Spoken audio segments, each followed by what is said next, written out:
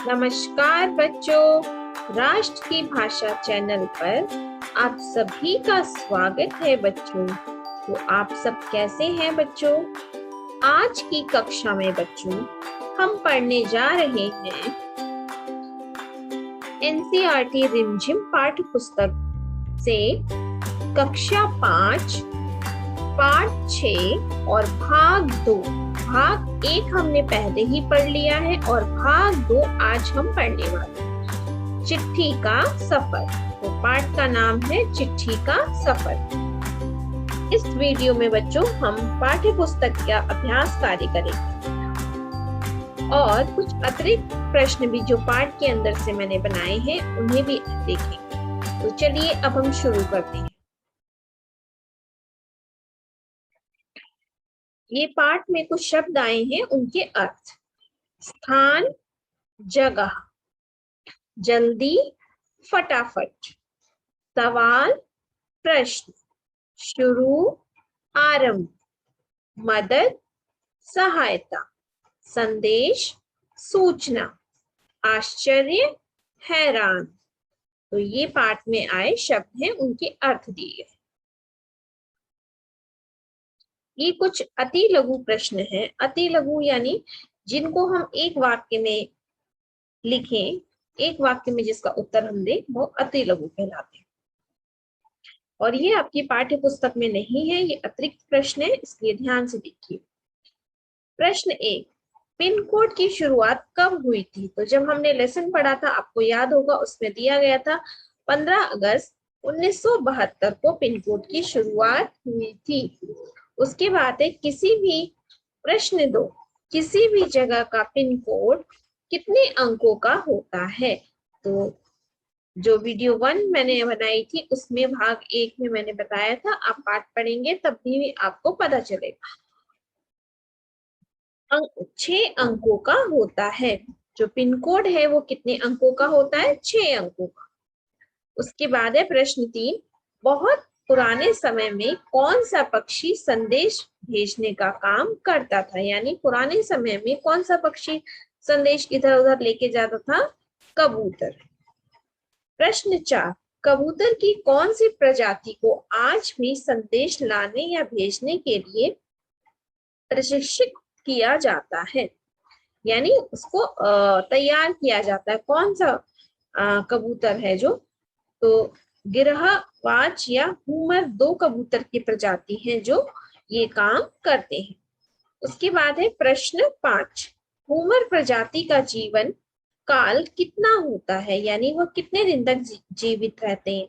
तो हुमर प्रजाति जो कबूतर है वो 15 से 20 साल तक जीवित रहते हैं। तो चलिए देखते हैं आगे। प्रश्न संख्या 6, एक स्वस्थ कबूतर एक दिन में कितने किलोमीटर का सफर तय कर सकता है? तो एक जो हेल्दी कबूतर होता है वो एक दिन में कितना समय जो है तय करता है? 1000 किलोमीटर। तो 1000 किलोमीटर जैसे आप कहेंगे 1000। यहाँ पे र कट गया है। यस। नाउ प्रश्न 7, दूसरे विश्व युद्ध के समय एक कबूतर संदेश पहुंचाता था, उसकी कहानी एक किताब में छपी है।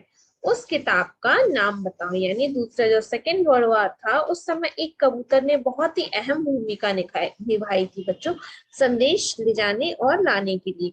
तो ये जो है उस पाठ जब हमने भाग 1 पढ़ा था तब मैंने आपको पढ़ाया था, आप देखिएगा वीडियो 1 में। तो उत्तर है ग्रे नेक। तो उस कबूतर का नाम क्या था? ग्रे नेक। और उसके ऊपर एक बुक भी पब्लिश हुई है। तो चलिए अब हम आगे देखते हैं। ये आपके पाठ अभ्यास कार्य है जो आपके पाठ में दिया गया है। तो चलिए, चिट्ठी पत्री यानी लेटर, संदेश। गांधी जी को सिर्फ उनके नाम और देश के नाम के सहारे पत्र कैसे पहुंच गया होगा? क्योंकि हमने इससे पहले वाली वीडियो में पढ़ा था कि गांधी जी को जो पत्र था वो बिना एड्रेस के सिर्फ उनके नाम से ही उन तक पहुंच गया। तो कैसे पहुंच गया? ये प्रश्न आपके मन में भी उठा होगा ना। तो उसका उत्तर है, देखिए यहाँ पे मैंने प्रश्न और उत्तर दोनों लिखे।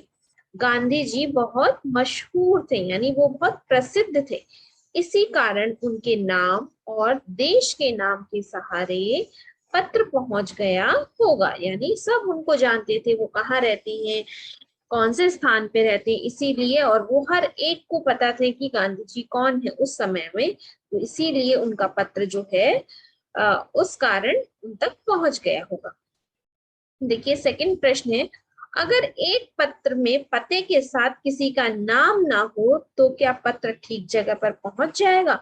यानी अगर आपने पत्र लिखा है, किसी को चिट्ठी लिखी है, अगर उसमें किसी का नाम ना हो, नाम यानी नेम, अगर बच्चों नाम नहीं होगा तो किस तक पहुंचेगा वो पत्र? हाँ, पत्र ठीक जगह पर पहुंच जाएगा। अगर आपने नाम नहीं लिखा है या फिर सही एड्रेस, पिन कोड, एरिया सब कुछ लिखा है, तब वो पत्र सही स्थान पर पहुंच जाएगा। उसके बाद देखिए, नाम ना होने से क्या समस्याएं आ सकती हैं? नाम नहीं अगर लिखा होगा तो क्या क्या परेशानी आ सकती है? अगर हमने पत्र में, चिट्ठी में नाम नहीं लिखा है बच्चों, तो ये समस्याएं आ सकती है। नाम ना होने से ऐसा हो सकता है कि पत्र सही व्यक्ति तक नहीं पहुंच पाए, यानी जिस व्यक्ति को हमने लिखा है, जिस अपने रिश्तेदार को लिखा है, उस पे नाम नहीं लिखा, हो सकता उसी नाम का कोई और हो, या आसपास किसी और को पहुंच जाए, है ना। तो देखिए, पैदल हरकारों को किस तरह की दिक्कतों का सामना करना पड़ता होगा? प्रश्न संख्या 4, नेक्स्ट पेज पे देखते हैं। जो पैदल चलते थे हरकारे, उनको किस किस तरीके की दिक्कतों या परेशानियों का सामना करना पड़ता होगा? पैदल हरकारों को पैदल ही जाना पड़ता था। सर्दी, गर्मी, बरसात का मौसम, इन सभी का सामना करना पड़ता होगा, चाहे गर्मी हो, सर्दी हो, बारिश हो, उन्हें तो अपना काम करना है ना बच्चों। तो लंबी यात्रा के कारण वे अत्यधिक थक जाते होंगे, यानी लॉन्ग जर्नी जब वो करते होंगे तो बहुत ज्यादा थक जाते होंगे, तो ये भी दिक्कत आती होगी। मार्ग में चोर डाकुओं का भी डर लगा रहता होगा आदि। अगर आप सोच, वैसे तो बहुत सारी परेशानी का सामना करना पड़ता है, लेकिन मैंने यहाँ सिर्फ 4 ही लिखे, आप अगर ज्यादा लिखना चाहते हैं तो आप लिख सकते हैं उसी में। अब देखिए प्रश्न संख्या 5, अगर तुम किसी को चिट्ठी लिख रहे हो तो पते में यह जानकारी किस क्रम में लिखोगे? यानी if you are writing a letter to anyone, so which serial में आप कैसे पत्र का एड्रेस लिखोगे?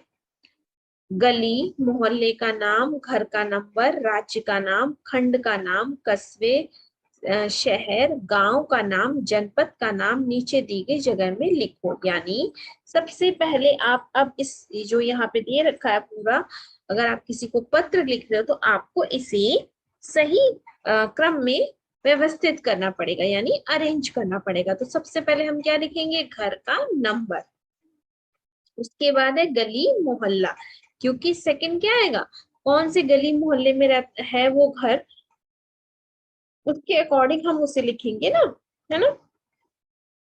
यहाँ देखिए, उसके बाद है खंड का नाम, यानी वो कौन से क्षेत्र में आ रहा है। उसके बाद है कस्बे, शहर का नाम, यानी कौन से कस्बे में है, या कौन से शहर का नाम है, या कौन से गांव का नाम है।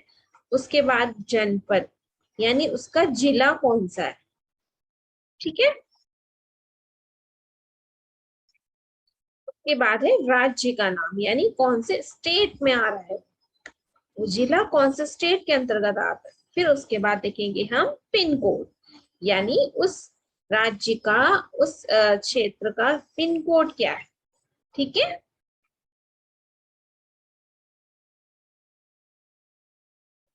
तो ये है, इस क्रम में हम अगर किसी को पत्र लिखेंगे तो इस तरीके से हम लिख सकते हैं।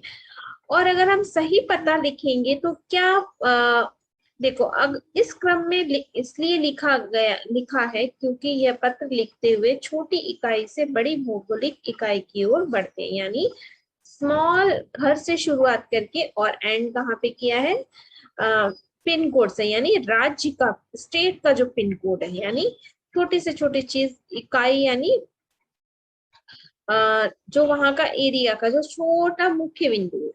ठीक है, अब चलते हैं, देखिए अपने घर पर कोई पुराना या नया पत्र ढूंढो, उसे देखकर नीचे लिखे प्रश्नों का जवाब लिखो। यानी आपको अपने घर पे कोई एक पुराना पत्र ढूंढना है और उसमें से आपको पता करना है कि पत्र किसने लिखा है, हु रोट दिस लेटर, मतलब ये पत्र आपको किसने लिखा है, आपके फैमिली मेंबर में किसने लिखा है, किसे लिखा है, यानी किसको लिखा है, अगर आपके घर में आया है तो किसके लिए आया है वो पत्र, किस तारीख को लिखा है यानी डेट क्या है उसकी, यह पत्र किस डाक खाने में तथा किस तारीख को पहुंचा है, यानी जिसने भेजा है वो वहां के पोस्ट ऑफिस से दूसरे के पोस्ट ऑफिस में वहां तक कौन सी डेट को पहुंचा है, तारीख यानी दिनांक। यह उत्तर तुम्हें कैसे पता चला, यानी ये डेट और तारीख या डाक खाना ये कैसे पता चला आपको, क्योंकि डेट लेटर जब चिट्ठी होती है तो उसमें क्या मोहर लगी होती है और डेट लिखी रहती है चिट्ठी में। ठीक है, तो ये आपको स्वयं करना है। आप अपने घर में कोई भी एक पुराना पत्र ढूंढिएगा जिसमें ये सारी चीजें आप पता लगाइए और कक्षा में अपने दोस्तों के साथ शेयर कीजिए। उसके बाद देखिए चिट्ठी भेजने के लिए आमतौर पर पोस्ट कार्ड, अंतर्देशीय पत्र या लिफाफा इस्तेमाल किया जाता है। यानी अगर हम किसी को चिट्ठी लिख रहे हैं तो या तो हम पोस्ट कार्ड इस्तेमाल करेंगे या अंतर्देशीय पत्र इस्तेमाल करेंगे। तो आपको पहले वीडियो में मैम ने बताया था ना, ये देखिए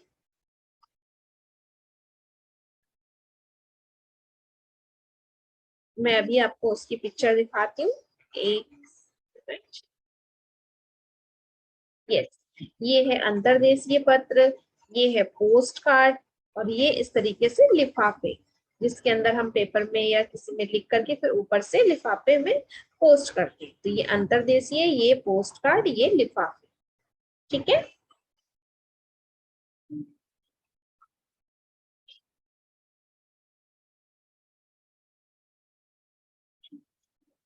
तो यहाँ पे कह रहे हैं यदि चिट्ठी भेजने के लिए आमतौर पर पोस्ट कार्ड, अंतर्देशीय पत्र या लिफाफा इस्तेमाल किया जाता है।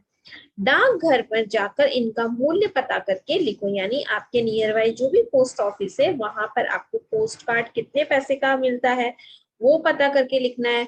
मैंने तो अनुमान लगा के 75 पैसे लिखा है, आप रियल में पता कीजिए। अंतर्देशीय पत्र कितने का मिलता है, 5 से 7 रुपए का। देन लिफाफा है कितने रुपए का, 5 रुपए का। तो आप इसका सही एक्चुअल प्राइस जान करके यहाँ पर लिख सकते हैं।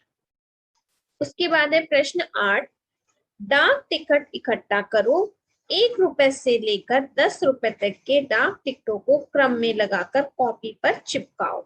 यानी आपको 1 रुपए से लेकर 10 रुपए तक की जो डाक टिकट है, यानी 1 रुपए की कौन सी डाक टिकट आती है, 2 रुपए की कौन सी है, 3 की कौन सी है, 4 की कौन सी है, इस तरीके से 1 से 10 रुपए तक के डाक टिकट कलेक्ट करने यानी जमा करने, और फिर आपको अपनी नोटबुक में उसे स्टिक करना है, चिपकाना है।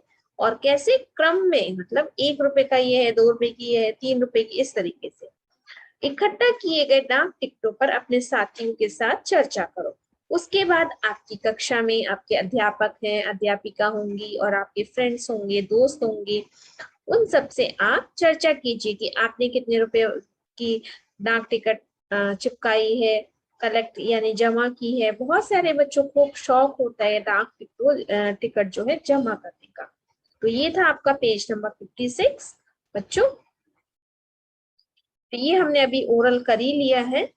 ठीक है, तो उसके बाद हम चलते हैं, देखिए पृष्ठ संख्या 57 यानी 57, शब्दकोश। तो शब्दकोश को आप इंग्लिश में कहते हैं डिक्शनरी, हिंदी में हम कहते हैं शब्दकोश। शब्द यानी वर्ड, कोश मतलब जहाँ पे जमा होना, जैसे हम बैंक में पैसे जमा करते हैं तो कोश है वो, तो ऐसे ही हिंदी में डिक्शनरी को कहते हैं शब्दकोश। नीचे शब्दकोश का एक अंश दिया गया है जिसमें संचार शब्द का अर्थ भी दिया गया है, यानी यहाँ पे एक डिक्शनरी का पेज दिया है, इसमें संचार जो शब्द है इसका अर्थ दिया। अब देखिए संगीत बनाने वाला संगीत की कला में निपुण। ऐसे ही संग्रह, संचार। तो संचार के देखो कितने मीनिंग है, देखिए किसी संदेश को दूर तक या बहुत से लोगों तक पहुंचाने की क्रिया प्रणाली यानी कम्युनिकेशन, इसे हम क्या कहते हैं, संचार। जैसे टेलीफोन क्या है, संचार का माध्यम है। और फोन, टेलीफोन, चिट्ठी, पत्री, SMS, आजकल तो टेलीविजन, सैटेलाइट आदि संचार के माध्यमों से दुनिया आज छोटी हो गई है और किसी चीज का प्रभाव, चलना, फैलना, जैसे शरीर में रक्त का संचार। अब देखिए एक संचार का मीनिंग क्या हो गया कि किसी चीज को, किसी संदेश को एक जगह से दूसरे स्थान तक पहुंचाना, और उसका जो साधन है वो क्या है, टेलीविजन, टेलीफोन, सैटेलाइट, ये सब क्या है, कम्युनिकेशन के, संचार के साधन है। ओके, अब दूसरा इसका अर्थ होगा, देखिए जैसे शरीर में रक्त का संचार, संचार मतलब एक जगह से दूसरा जगह जाना। तो एक शब्द है लेकिन उसके मीनिंग कितने हैं, दो। या जैसे विद्युत का संचार, विद्युत यानी इलेक्ट्रिसिटी एक तार से दूसरे तार तक कैसे जाती है ना, प्रवाहित जिसे बोलते हैं, ठीक है, तो इसे बोलते हैं संचार।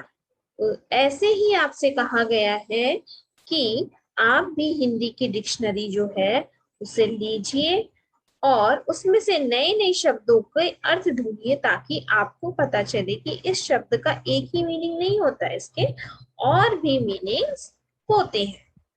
ठीक है, अब देखिए यहाँ पे, तो पहला ये वाला शब्दकोश है, ये आपके लिए है। आपको एक शब्दकोश खरीदना है, डिक्शनरी, और उससे आपको नए नए शब्दों को सीखना है और अपने दोस्तों को भी बताना है। उसके बाद है देखिए क, बताओ कि कौन सा अर्थ पाठ के संदर्भ में ठीक है। अब यहाँ पे दो अर्थ दे रखे हैं बच्चों, तो दोनों में से पूछ रहे हैं कि लेसन के अकॉर्डिंग संचार का कौन सा मीनिंग यहाँ पर सही है। तो संचार का ऊपर वाला मीनिंग सही है ना। संचार का अर्थ किसी किसी संदेश को दूर तक या बहुत से लोगों तक पहुंचाने की क्रिया पाठ के संदर्भ में ठीक है। तो आप ऐसे इसका आंसर लिख सकते हैं।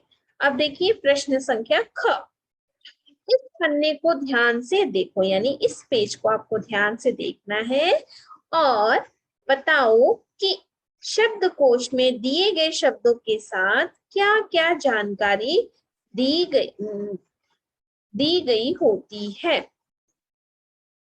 तो इसमें क्या क्या जानकारी दी गई है शब्दकोश में, देखिए इसको भी आपको स्वयं ही करना है। यानी शब्दकोश हमें क्या जानकारी देता है, किसी चीज के बारे में ज्यादा जानकारी देता है। और एक जैसे संचार के यहाँ पर दो अर्थ हो गए, है ना, तो हमें दो अर्थ इसके पता चले। तो ऐसे ही आपको पता करना है कि और शब्दों के भी आपको अर्थ जानने हैं। शब्दकोश लीजिए, खरीदिएगा और उसमें से आप पता कीजिए। ठीक है, तो ये था बच्चों आज की कक्षा का कार्य। हमने चिट्ठी का सफर भाग 2 आज कंप्लीट किया है। भाग 1 देखने के लिए आप मेरी पहले वाली वीडियो देख सकते हैं। और भाग 2 में आज हमने अभ्यास कार्य किया है पाठ्य पुस्तक का और कुछ अतिरिक्त प्रश्नोत्तर भी किए। तो बच्चों, अगर आपको मेरा चैनल अच्छा लगता है और जो आज हमने कक्षा में पढ़ा वो आपको समझ में आया, तो मेरे चैनल को लाइक कीजिए, सब्सक्राइब कीजिए और अपने दोस्तों के साथ शेयर कीजिए। तो फिर मिलेंगे बच्चों अगली कक्षा में। धन्यवाद।